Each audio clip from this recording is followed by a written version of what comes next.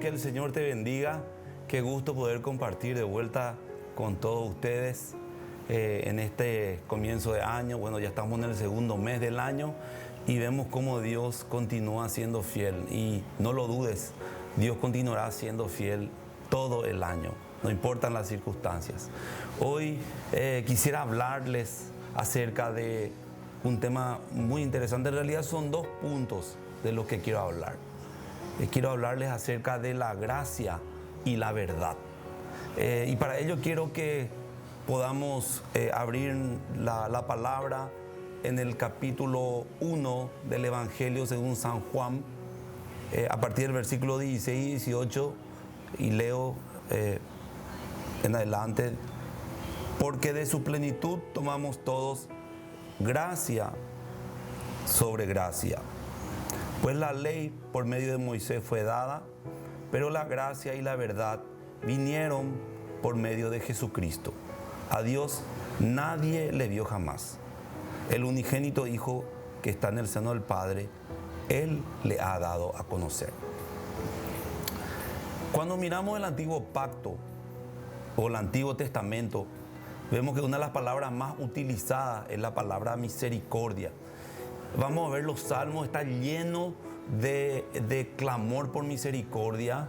Vemos, por ejemplo, el famoso capítulo 3 de Jeremías, en Lamentaciones, en la cual Jeremías hace un clamor y dice: por tu misericordia, oh Jehová, no hemos sido consumidos.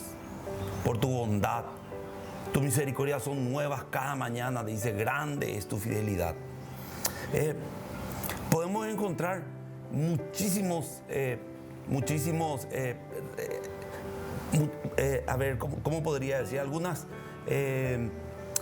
reclamos por parte de la gente, o algunos alegatos por parte de las personas acerca de la misericordia del Señor, pidiendo por la misericordia del Señor, entendiendo que lo único que puede salvarnos es la misericordia.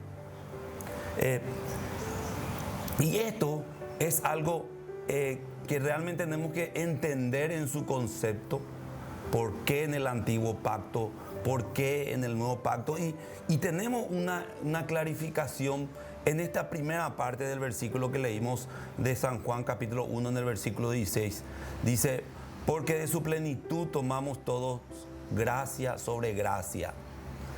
Allí se está refiriendo que cuando tenemos el cumplimiento, la plenitud, cuando Dios se revela completamente a través de Jesucristo, la palabra de Dios dice que allí se da el honor y la gracia, el honor que es debido para Él por lo que Él es, y por lo tanto se derrama sobre nosotros la gracia sobre la gracia.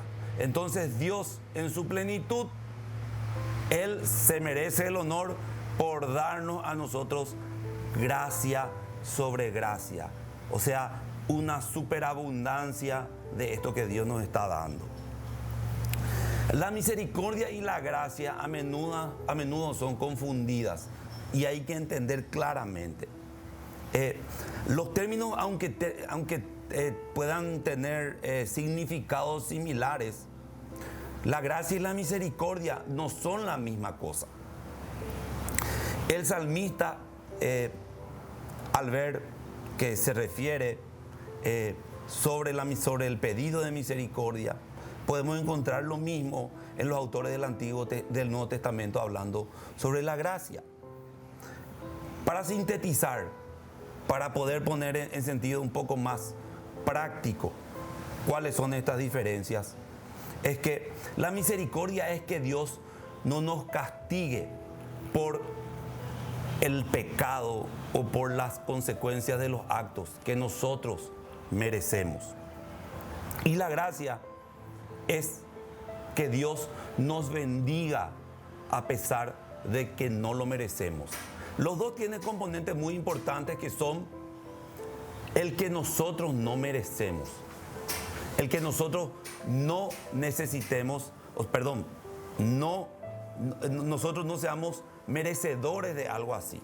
Lo necesitamos, pero no somos merecedores. La misericordia nos salva del castigo y la gracia nos regala algo mucho mayor. La misericordia es la liberación del juicio y la gracia es la bondad que se extiende a aquellos que no la merecen. Tú y yo no la merecemos. Esa es la gracia, esa es la misericordia. Entonces, ¿por qué hablar acerca de la gracia? De acuerdo a la Biblia, todos hemos pecado. Eclesiastés 7:20, Romanos 3:23 dice: por cuanto todos pecamos y estamos destituidos de la gloria de Dios. Y primera de Juan 1:8 dice que si nosotros confesamos nuestros pecados, entonces Dios, que es fiel y justo, va a perdonar nuestros pecados y nos va a limpiar de toda maldad. Y dice también Juan que si nosotros decimos que no tenemos pecado, le hacemos a Dios mentiroso. Entonces, como resultado de ese pecado, de haber fallado la ley de Dios, de haber errado, entonces nosotros tenemos como consecuencia la muerte, que significa la separación de Dios, la separación eterna. Efesios 2:5 nos habla al respecto. Todo el bien que experimentamos es el resultado de la gracia de Dios, porque por gracia sois salvos, dice Efesios 2:5. No, esto es por medio de la fe, no es de vosotros, sino que es un regalo de Dios, no por obra, dice, para que nadie se gloríe. La gracia es el favor inmerecido. Dios nos da cosas que nosotros no merecemos y algo que ni siquiera tendríamos la capacidad de ganar. La gracia es como un regalo que se nos da. Fíjense que alguien venga y le diga: bueno, te quiero dar esta cantidad de plata. No habiendo trabajado, no habiendo hecho nada, no habiendo merecido, por decir así, o haber dicho: bueno, yo hice esto, por lo tanto merezco. No, alguien que viene y dice: quiero darte esto es un regalo. Y si queremos completar, es una persona a la cual nosotros probablemente le hayamos fallado, y esa persona no solamente nos ofrece y nos dice: yo te perdono, esa es la misericordia, sino también te voy a dar plata porque sé que necesitas. Esa es la gracia, esa es la misericordia y esa es la gracia. Nosotros somos rescatados del juicio de Dios. Y la gracia es cualquier cosa que podamos recibir mucho más allá de esa misericordia. Romanos 3:24 nos habla al respecto.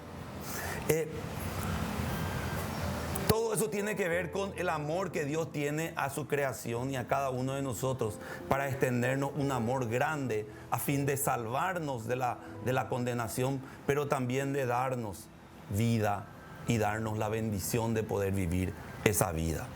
Él nos extiende esa gracia hacia nosotros soberanamente, para que nosotros seamos, como dice la palabra, regenerados y santificados. La gracia es la respuesta definitiva de Dios a través de Jesucristo. Él da un paso adelante en su relación con la humanidad. A través de la ley, en tiempos de la ley, venía la ley, venía el castigo, venía la condenación, pero también había perdón, había expiación, había cobertura de los pecados. Porque ¿qué es lo que hacía la ley? La ley lo que hacía era, a través de la sangre de los animales, lo que se hacía era se expiaba la culpa, o sea, se cubría la culpa. Alguien pagaba por nosotros. No era que nosotros éramos perdonados, sino que alguien recibía ese castigo. Cuando Jesús dice: yo he venido para que tengan vida y para que la tengan en abundancia, entonces tiene que ver mucho más con la misericordia, tiene que ver con la gracia.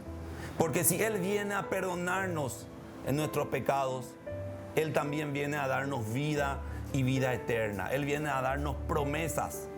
Él nos dice que Él va a estar con nosotros todos los días hasta el fin de los tiempos. Él dice que Él nos va a llevar a una mansión con Él para que vivamos eternamente con Él.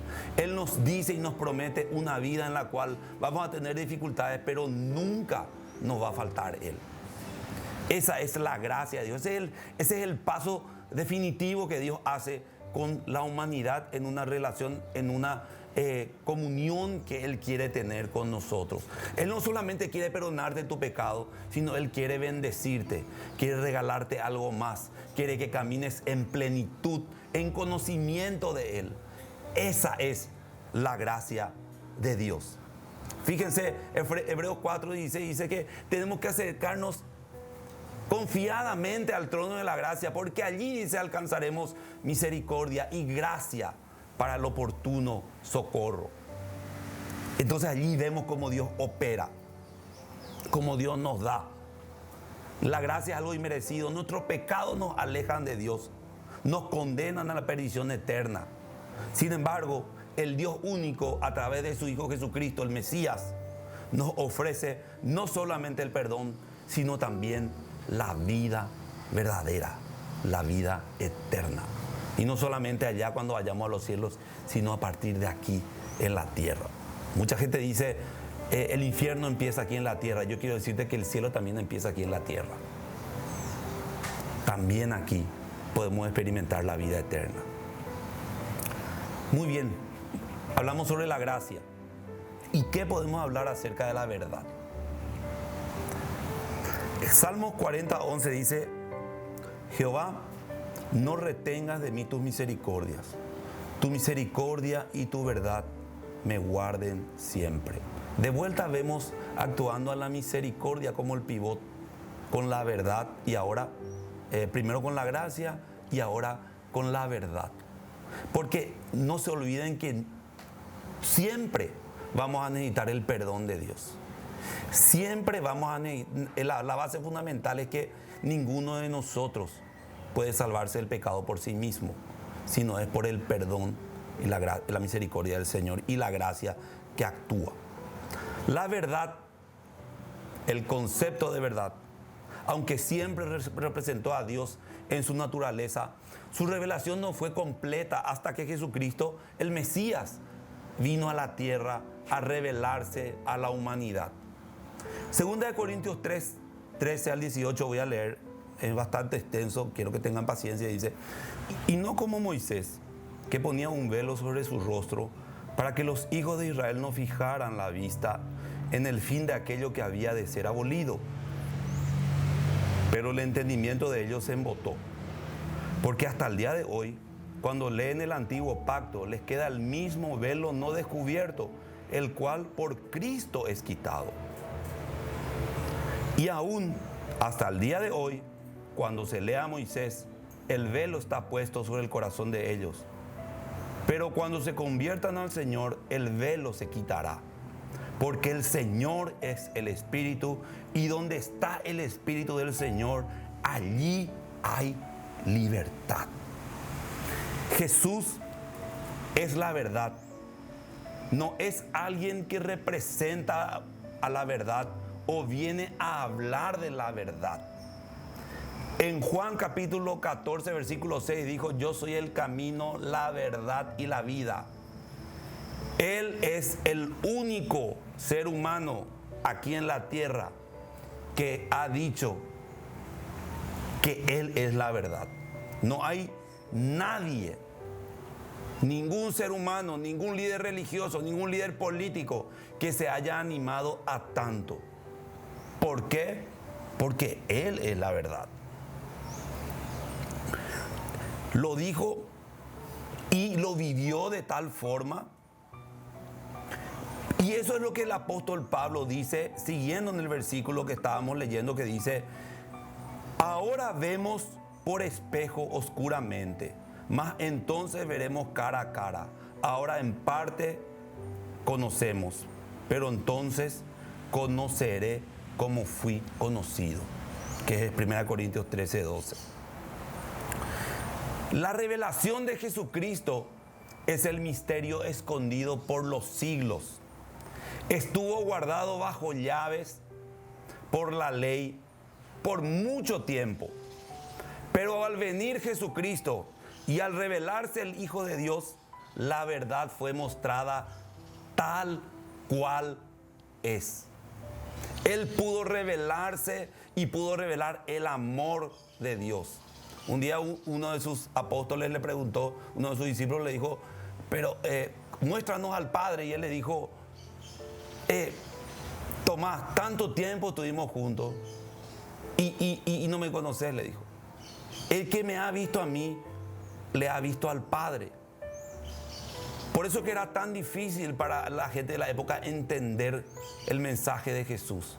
Porque Jesús estaba revelando algo completamente diferente a la ley. Estaba cumpliendo la ley. Él estaba dando un paso más a la ley. Él estaba mostrando la verdad que estaba escondida bajo la ley, que estaba cubierta por llaves y guardada por la estructura mosaica. Él estaba revelando y estaba encarnando esa verdad. Él estaba encarnando la verdad de la santidad que Dios pedía a su pueblo.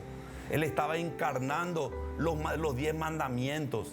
Él estaba encargando la cantidad de mandamientos que tiene la Torá. Él estaba representando vívidamente la Torá. Él era aquel profeta que Moisés había dicho, vendrá un día un profeta entre ustedes del cual él mismo le va a enseñar, él mismo le va a hablar, no va a ser como yo.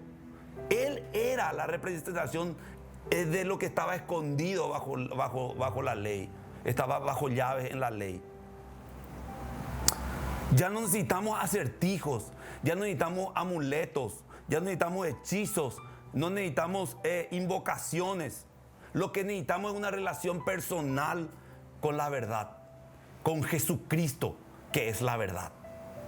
La gracia te lleva a un nivel de bendición nunca antes visto, y la verdad te revela para que conozcas a ese Dios de bendición tal cual es. No hay mejor regalo. Que Dios te bendiga y quiero que oremos para que conozcas, para que entiendas y para que te sea revelado a Jesucristo, que es la gracia y la verdad.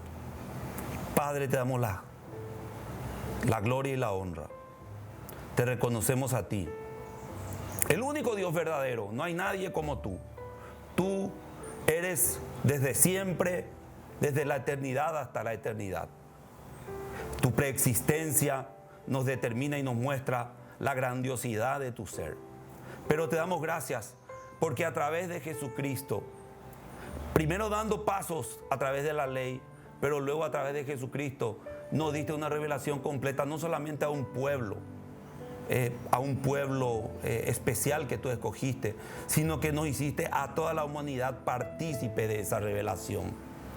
Te damos gracias porque a través de Jesucristo podemos dar ese paso para que no tengamos que ir a la ley como fue tu pueblo, que tuvo que sufrir tanto para poder cumplir con la ley, con los mandamientos, con las normativas y también con las tradiciones que le iban imponiendo. Nosotros hoy le conocemos a Jesucristo, a la verdad, y estamos no expuestos a un listado de cosas de qué hacer y qué no hacer, sino estamos expuestos a una relación de amor que cuando invade nuestras vidas y nuestros corazones, se revela en nosotros qué es lo correcto, qué es lo incorrecto y qué debemos hacer para vivir más en amor contigo. Porque cuando tú inundas nuestro corazón no estamos preocupados de qué es lo correcto, qué es lo incorrecto, o voy a hacer esto. No, Señor, tu revelación nos hace vivir la verdadera libertad, de vivir contigo, de agradarte a ti y de por lo tanto conocer tu voluntad y caminar a través de ella. Te doy gracias por esa gracia que nos da un paso más allá de la misericordia, por la cual podemos vivir de bendición en bendición. Y te damos gracias por la verdad que es Jesucristo, que nos hace conocerte a ti y tener de vuelta comunión con Dios. Te alabamos, te bendecimos, te exaltamos porque solo tú lo mereces. En el nombre de Cristo. Amén. Que el Señor bendiga grandemente tu vida.